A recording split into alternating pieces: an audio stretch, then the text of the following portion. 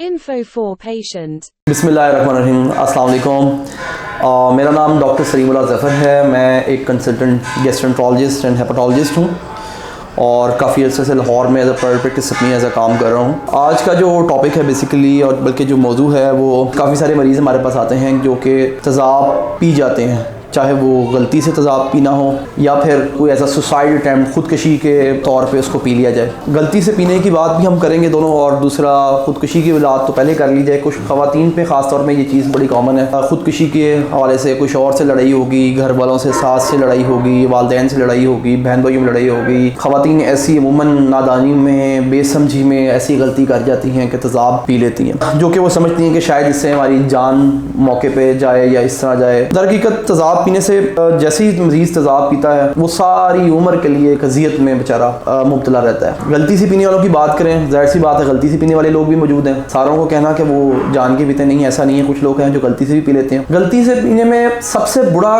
जो किरदार अदा करते हैं वो घर वाले हैं कि जो कि ख़ास तौर पर तेज़ाब को कोई पीने वाली अशिया जो आम, जैसे कोई कोल्ड ड्रिंक, जूस की बोतल होगी तो वो उसमें डाल देते, जैसे बाथरूम स्वीप है या कोई इस तरह की चीज़ है जो कि आपने एक ऐसी बोतल में रखी हुई है, वो उसको आप गलती से पी लें। गुज़िश्ता दिन अभी हमारे पास एक खातून आई थी, आई थिंक वो यंग खातून ही थी, मुझे याद पड़ता है। तो वो रात को उठी थी, उन्होंने फ्रिज खोला है तो उस फ्रिज में की बॉटल रैक था, उसमें एक सॉफ्ट ड्रिंक की कोई बॉटल पड़ी हुई थी। उन्होंने सोचा ये सॉफ्ट ड्रिंक है और उन्होंने कहा मैं इससे पी लूँ। रात को कोई काफ़ी 2-3 बजे का टाइम था। उन्होंने वो सॉफ्ट ड्रिंक की बॉटल जैसे ही मुँह लगाई, उनको फ़ौरन एहसास हुआ जैसे कुछ और था। घर वाले इकट्ठे हुए, उन्होंने बाद में जाके देखा, उनको पता लगा कि ये जी किसी बच्चे ने कोका कोला की बोतल में तेज़ाब डाल के फ्रिज में रख दिया हुआ था। बच्चा समझा कोई ये कोका कोला की बोतल है, बाहर पड़ी हुई थी, उसे ठंडा करने के लिए फ्रिज में रख दी। पैगाम और मैसेज ये मिलता है कि ये एक तो इसकी जो रसाई है ना वो इतनी एक तो आसान नहीं होनी चाहिए लोगों तक कि बहुत आराम से कोई भी इसको रीच कर ले। दूसरा ये है कि जैसे कोई बच्चे हैं तो उनकी पहुंच से कोई दूर रखना चाहिए, जैसे कि किसी हाइट वाली जगह पे इसको रखा जाए, साफ सेफ्टी लॉक वाले कैबिन्स में रखा जाए इसको। खुदारा इसको किसी भी सॉफ्ट ड्रिंक या कोई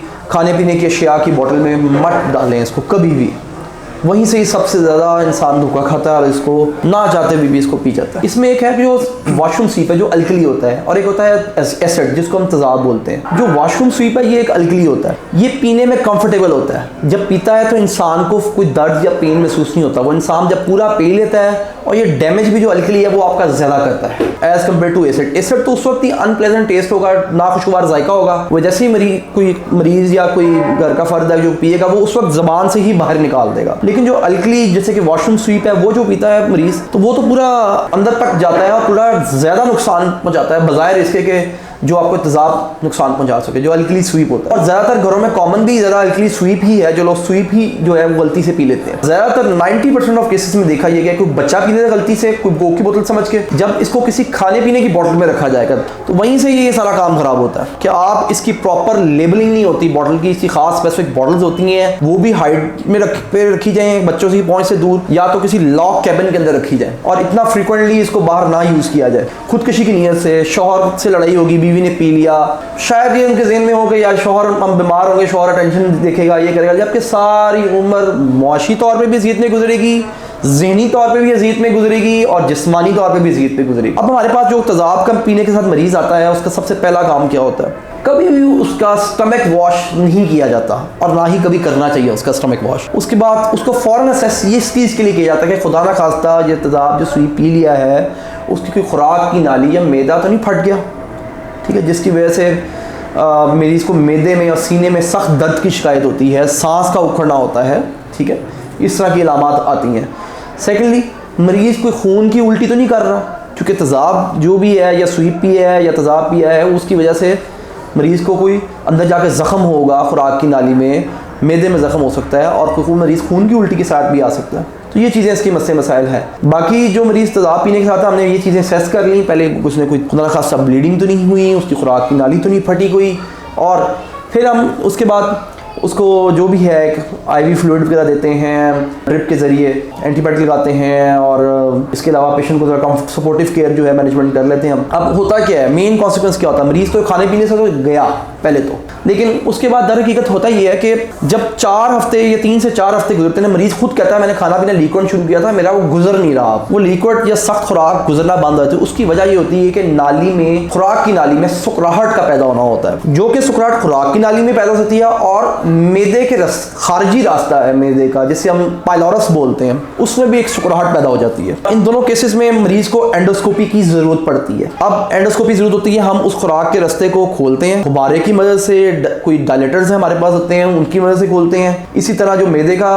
खारजी रास्ता है पाइलोरस, उसको भी हम डायलेटर की मदद से खोलते हैं। बतौर डायलेशन करते हुए उस वक्त खुराक की नाली फटने का या मैदे के फटने का भी रिस्क रहता है इसमें, कि इनके बाद रिस्क रहता है। फिर इवेंचुअली कभी कभी ऐसे होता है कि डायलिटेशन या उससे कोई फायदा नहीं होता, बैलून डायलिटेशन से या किसी और तदबीर से, तो अमूमन मरीज को ऑपरेशन की तरफ भी जाना पड़ जाता है, जिसमें कि खुराक की नाली काट दी जाती है और मैदे को पुल अप, जिसको गैस्ट्रिक पुल अप बोलते हैं, वो कर दिया जाता है। इसी तरह मैदे का खारजी रास्ता पाइलोरस जो है उसको सिकुड़ गया है, तो उसको काट के भी गैस्ट्रेक्टमी करनी पड़ जाती है, गैस्ट्रोजेनोस्टमी करनी पड़ जाती है मरीज के अंदर, जिसमें मैदे को खुराक वाली नाली यानी कि छोटी आंत के साथ जोड़ देते हैं। जाहिर सी बात है मरीज खाने पीने से भी कासद हो जाता है इन सब चीजों के साथ, जिसकी वजह से क्या होता है मरीज को सेहत में भी गिरना शुरू हो जाता है। मरीज ज़हनी तौर पे भी परेशानी में शिकार रहते हैं, साथ में उसके साथ साथ जो उसके घर वाले हैं काम काज छोड़ के सारा इस काम में लगना, ज़हनी दबाव भी, टेंशन भी एक के खुदा खासा कुछ ये ना हो जाए, खुराक की नाली ना फट जाए, कोई ऑपरेशन की तरफ बाद ना चल जाए, तो वो पूरा घर का निज़ाम पूरा डिस्टर्ब हो जाता है अगर कोई मरीज इस तरह से ऐसे हरकत में मुब्तला हो जाए। अगर मरीज दूर दराज इलाके में है और उसको एकदम से उसने तेजाब पी लिया है, फर्स्ट एड सबसे पहले तो ये होगी कि उस मरीज को सबसे बेहतर तो ये है कि उसको फौरी तौर पे हॉस्पिटल ले जाया जाए। बेहतर होगा एक गैस्ट्रोएंटरोलॉजिस्ट की निगरानी में लाया जाए, उसको मुंह से कुछ खिलाया पिलाया जाए, उसका स्टमक को कभी वॉश ना किया जाए, और जितनी जल्दी हो सके करीबी किसी अस्पताल में फौरन ले जाया जाए और चेक कराया जाए उसको। कि जब आप स्टमक वॉश करते हैं, स्टमक ऑलरेडी बहुत फ्रेजाइल हुआ होता है, उसके अलावा अंदर से हीट बेस्ड रिएक्शन जिसे हम कहते हैं, कोई मरीज को खुराक की नाली फट सकती है, अगर आप वॉश कर देंगे मैदा फट सकता है, खून की उल्टी आ सकती है, मैदे को मजीद और नुकसान पहुंच सकता है, खुराक की नाली को मजीद नुकसान पहुंच सकता है, क्योंकि जब स्टमक वॉश होना है तो उस मरीज को एक एनजी पास होनी है खुराक की नाली, उसके दौरान वो एनजी पहले से फ्रायबल कमजोर मिकोजा को जाकर अंदर नुकसान पहुंचा सकती है, खुराक की नाली फट सकती है, सुराख हो सकता है और मजीद और इंजरी में इजाफा हो सकता है। आप कोई नॉर्मल स्लाइन या किसी फ्लूइड से वॉश करते हैं, वो अंदर रिएक्शन कर सकता है जाकर कोई पेशेंट को। बेहतर होता है कि इसमें आप ऐसा का कोई चीज मत करें तो बेहतर है। उसमें मरीज को सपोर्टिव केयर, सबसे पहले तो सांस की दुश्वारी है तो फौरन हॉस्पिटल जाना चाहिए, इसका मतलब ये खुराक की नाली फटने का अंदेशा होता है। नेक स्वेलिंग हो गई है, फेस में किसी को नेक में स्वेलिंग हो गई है, जिसे हम कहते हैं सर्जिकल एम्फीसीमा डेवलप हो गया है, तो इस सूरत में भी जो है मरीज फौरी तौर पे, मैं समझता हूँ एक गैस्ट्रोएंटरोलॉजिस्ट या एक हॉस्पिटल में रिव्यू करना चाहिए लाजमी है। फौरी तौर पे ट्रीटमेंट तो हम इसमें सिर्फ यही करते हैं कि पेशेंट को स्टेबलाइज सपोर्टिवली किया जाए, क्योंकि जब जो डैमेज हो चुका है वो फौरन उस तक रिवर्स नहीं हो सकता। आप सिर्फ ये इसमें कर सकते हैं कि मजीद और कोई मजीद ऐसा कोई हरकत ना हो मरीज को जिसके मरीज को मजीद और नुकसान पहुंचे। जिसने एक दफा तेजाब पी लिया है उसने सारे आगे नताइज तो भुगतने हैं, जिंदगी में जो सख्ती आएगी उसकी वो तो उसने भुगतनी है। खुराक की नाली में सुकराहट पैदा होना, खुराक की नाली में ब्लीडिंग अल्सर्स बनना, ठीक है, मैदे के में अल्सर्स बनना, मैदे की छोटी आंत में अल्सर्स बन जाना, छोटी आंत में सुकराहट पैदा होना, पाइलोरस जैसे मैंने आपको बताया मैदे का खारजी रास्ता है उसमें अल्सर्स पैदा होना, वो तो सारे नताइज है। वो इवेंचुअली इसको हम बोलते हैं इन्फ्लेमेशन होती है, बाद में फिर वो उसमें फाइब्रोसिस होना शुरू होता है, जिसमें फाइब्रोसिस के बाद में जाके उसमें स्ट्रक्चर्स बन जाते हैं, चाहे वो पाइलोरिक स्ट्रक्चर हो या एसोफेजियल स्ट्रक्चर हो, ये चीज़ें सब बन जाती हैं। मुश्किल चीज़ें होती हैं लेकिन मैनेजेबल होती हैं, लेकिन काफ़ी कभी इसमें संगीन नताइज भी आ जाते हैं। ऐसे ही नहीं कहते कि it's better to prevent than to cure. ज़्यादातर ऐसे मरीज जो है सख्त खुराक की तरफ ज़रा नहीं जा पाते, लिक्विड डाइट्स की तरफ या सॉफ्ट डाइट की तरफ रहते हैं, और कभी ज़्यादातर तो लिक्विड पे ही हमने देखे हैं। कुछ लोगों को इसमें एक फीडिंग जेजनोस्टमी करवानी पड़ जाती है, वो फिर ऊपर से फीड नहीं ले पाते तो हमें उनको नरिशमेंट देने के लिए उनको फीडिंग देनी पड़ती है, जिसमें एक मसनूई नाली होती है जिसमें हम जो छोटी आंत में लगाते हैं उसको फीडिंग जेजनोस्टमी बोलते हैं, या पैक ट्यूब बोलते हैं। अगर खुराक की नाली में कुछ सुकराहट पैदा हुई तो हमें पैक ट्यूब डालनी पड़ती है। इस तरह की चीज़ें हैं जो इस तरह के मरीजों में करनी पड़ती हैं, लेकिन ज़्यादातर लिक्विड या सेमी सॉलिड डाइट्स पे ऐसे पेशेंट बेहतर रहते हैं। ये कहना मुश्किल है कि ऐसे पेशेंट मुकम्मल तौर पर ठीक हो जाएं, ठीक हो भी जाते हैं, कुछ नहीं भी होते, जो ठीक हो जाते हैं वो काफ़ी वक्त लेते हैं। ये डिपेंड करता है कि जितनी एक्सटेंट का डैमेज हुआ है, मतलब वो जैसे मरीज ने मुँह पे पिया है उसको उस वक्त ही फील होगा मेरे मुँह जल गया, वो फौरन थूक देगा, बाहर निकाल देगा। लेकिन जिसे सुई पी है वो तो टेस्टलेस होता है और वो डैमेज भी ज़्यादा करता है, वो ज़्यादा, उसे हम कहते हैं ट्रांसम्यूरल इन्फ्लेमेशन, जो कि हमारे खुराक की नाली मैदे की अंदर की जिल्द होती है जिसे हम मिकोजा बोलते हैं, उसमें ज़्यादा डीपर पेनिट्रेशन होती है। और हाँ, सबसे बड़ा मैं इसमें संगीन नतीजा आपको बताऊं, कम से कम 20 साल पीने के बाद मरीज़ की खुराक की नाली में या मैदे में कैंसर का पैदा होने का भी रिस्क होता है 20 साल बाद, ठीक है। खासतौर ये स्वीप या अल्कली के इंजेक्शन में ज़्यादा होता है, ज़्यादा ये इस तरह की ये चीज़ें जो है वो कैंसर का पैदा होना 20 साल बाद इसे मुमकिन होता है। चीज़ें तो ट्रीटमेंट इसकी काफ़ी हैं, जब स्ट्रक्चर एक बन गया है, अब मरीज जैसे हमने गुब्बारे की मदद से एक किसी की सुकराहट खोली है गुब्बारे की मदद से, अब सुकराहट जब हमने खोली है तो उसके बाद रिकरेंट यानी बार बार सुकराहट पैदा होना, ये भी एक मामूल सी बात है। जैसे कि मरीज गुब्बारे की मदद से अपनी सुकराहट खुलवा कर गया है, 3-4 हफ्ते बाद गुजरे हैं, उसका फिर खुराक फंसना शुरू हो गया, वो सुकराहट दोबारा पैदा हो जाती है, तो वो मल्टीपल डायलिटेशन मरीज को करवानी पड़ती हैं। और उस मल्टीपल डायलिटेशन के दौरान हर डायलिटेशन में रिस्क होता है, परफोरेशन का, खुराक की नली फटने का या मैदे के फटने का रिस्क होता है। तो ये सब हम पेशेंट को पहले काउंसिल कर देते हैं। हम ओवर द काउंटर पिल्स में आपको राइजिक साशे यूज कर लेगा, लिक्विड डाइट यूज कर लेगा। मेडिकेशन से कंट्रोल वाला काम नहीं होता, तो ये बहुत ही आसान होता है। ये मेडिसिन से वाला काम है नहीं, इसमें आपको इंटरवेंशन की जरूरत पड़ती है, या एंडोस्कोपी के जरिए या सर्जरी के लिए। इसके अलावा मैं नहीं समझता कि इसमें कोई हल इसके अलावा मरीज के लिए कोई निकलता है। इसके लिए पैगाम मेरा यही है कि प्लीज़ खुदारा, जो लोग खुदा न खास्ता को खुदकुशी की नीयत से कर रहे हैं, खुदकुशी तो वैसे ही हराम है, चाहे वो आप तेज़ाब पी के करें, लेकिन तेज़ाब की मदद से खुदकुशी मैंने देखे हैं लोग ज़िंदगी में, सब पछताते हैं, यकीन करें।